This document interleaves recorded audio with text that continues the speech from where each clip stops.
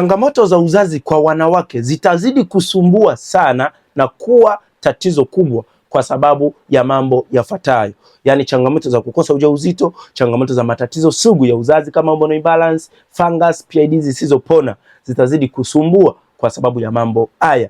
Jambo la kwanza ni kwamba wanawake wengi wanatoa mimba, hasa mabinti wadogo wanatoa mimba kuliko kawaida. Hii itawapelekea watakapoingia kwenye ndoa wa struggle kupata mtoto. Lakini pili, wanawake wengi wanatumia sana kuliko kawaida njia za uzazi wa mpango. Wanatumia sindano, wanatumia P2, wanatumia majira na vitanzi kuliko kawaida. Hii ni chanzo cha kukosa period, mvurugiko wa homoni na kutafuta mtoto bila mafanikio. Lakini tatu, wanawake wanapuuzia matatizo kwa muda mrefu. Dalili ndogo ndogo wanazipotezea bila kuanza tiba mapema. Hii itawapelekea matatizo kuwa makubwa, na watakapokuja kutafuta tiba wanakuta matatizo yanahitaji gharama kubwa kuliko kawaida. Wanashindwa kumudu zile gharama sahihi, wanakimbilia kutafuta dawa za bei ndogo, hawawezi kupona. Lakini mwisho, utandawazi umekuwa mwingi, watu wanaingiliwa kinyume na maumbile. Wale wanaume zenu wa nyumbani ndio wanakwenda kununua wanawake wanaoingiliwa kinyume na maumbile na wanalala nao